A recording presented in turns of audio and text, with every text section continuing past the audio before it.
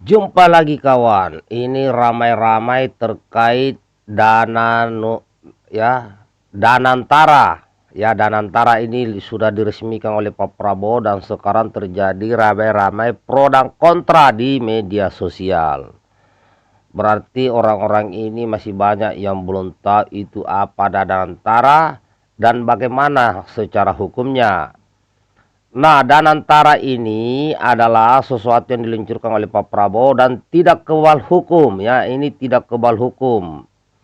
Nah, KPK bisa periksa, termasuk di situ akan dipantau oleh Bappisus atau Badan Pengendalian Pembangunan dan Investigasi Khusus. Jadi tidak ada yang kebal hukum, ya. Nah, tetapi menariknya, saya sampaikan dulu apa itu Danantara, ya. Jadi Prabowo Subianto, presiden kita, secara resmi meluncurkan Danantara Indonesia, sebuah lembaga pengelola investasi nasional yang bertujuan untuk mengoptimalkan aset negara demi kesejahteraan rakyat dan kemajuan ekonomi Indonesia. Apa itu Danantara?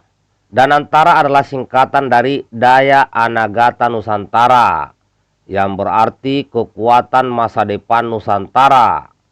Filosofi ini mencerminkan harapan bahwa melalui lembaga ini, pengelolaan aset negara akan lebih efisien dan berdampak besar bagi ekonomi nasional.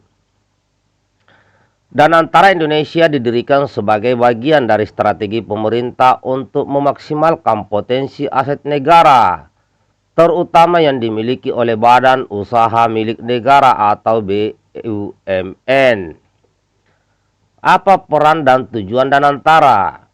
Sebagai badan pengelola investasi atau BPI nasional, Danantara memiliki beberapa tujuan utama, yaitu mengoptimalkan pengelolaan aset negara agar lebih produktif dan menguntungkan dan meningkatkan efisiensi dalam pengelolaan BUMN, sehingga dapat berkontribusi lebih besar terhadap ekonomi nasional.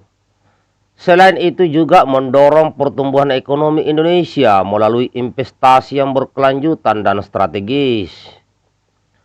Fungsi utama Danantara adalah untuk mencapai tujuannya. Danantara memiliki beberapa fungsi strategis, di antaranya mengelola dividen, operasi dan investasi BUMN secara lebih terstruktur dan transparan, melakukan konsolidasi aset negara guna memperkuat